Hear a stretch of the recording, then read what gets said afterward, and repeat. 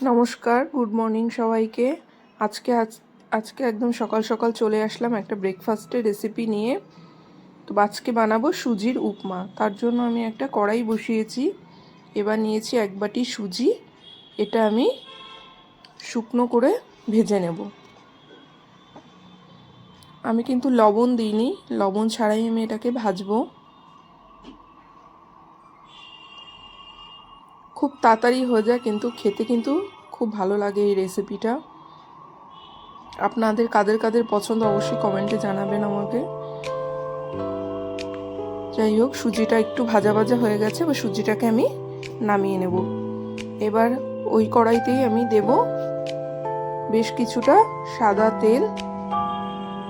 এবার সাদা তেল দিয়ে তেলটা গরম হলে আমি কাঁচা বাদামটা একটু ভেজে নেব। বাদামটা একটু লাল লাল করে ভাজা হয়ে গেলে বাদামটাকে আমি তুলে নেব। বাদামটা ভাজা হয়ে গেছে, এবার আমি তুলে নিলাম। এবার তেলের মধ্যে ফোড়নে দেবো একটা শুকনো লঙ্কা, একটা তেজপাতা, একটুখানি কালো জিরে, আর দেব পেঁয়াজ কুচি, কাঁচা লঙ্কা কুচি। আপনাদের কাছে যদি কারি পাতা অ্যাভেলেবেল থাকে তাহলে অবশ্যই ফোড়নে কারি পাতা দেবেন। কারি পাতা দিলে এটা ভালো হয়। এবার দেব একটু গ্রেট করে রাখা আদা। এবার দেব কুচি করে কেটে রেখেছি আমি একটা মিডিয়াম সাইজের আলু।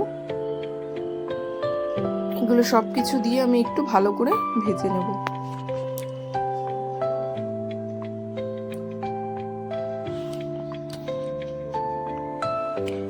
একটু ভালো করে ভেজে নেওয়ার পর আমি কেটে রেখেছিলাম একটা টমেটো, সেটা আমি দিয়ে দিলাম।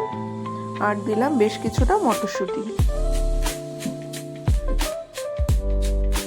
আর দেবো আমি ধনেপাতা কুচি।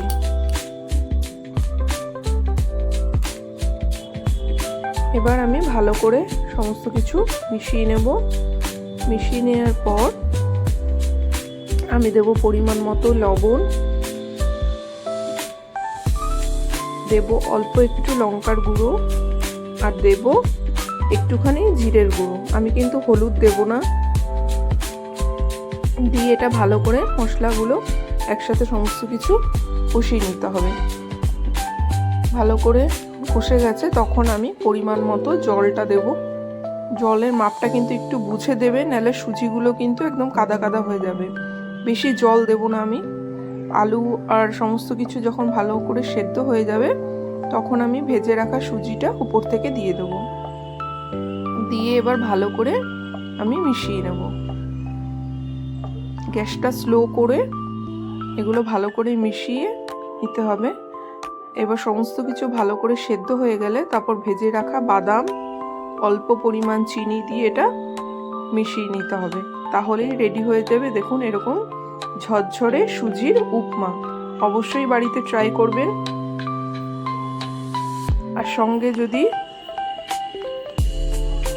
1 কাপ দুধ চা হয় তাহলে তো আর কোনো কথাই নেই।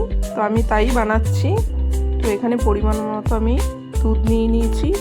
এবার এর মধ্যে আমি দিয়ে দিলাম দুটো এলাচ ফাটিয়ে, একটা দিলাম গাছের টাটকা তেজপাতা, দেব একটুখানি আদা গ্রেট করে। এটা ভালো করে ফুটে গেলে তারপরে আমি দেব চিনি। একটু নাড়িয়ে দিলাম চামচ দিয়ে আমি। এবার আমি পরিমাণ মতো চিনি দিলাম।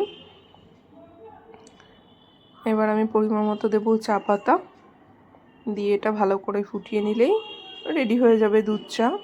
তো আমি এই উপমাটা দুধ চার সাথেই সার্ভ করলাম, তাই আপনাদের দেখালাম। অবশ্যই জানাবেন কেমন লাগলো।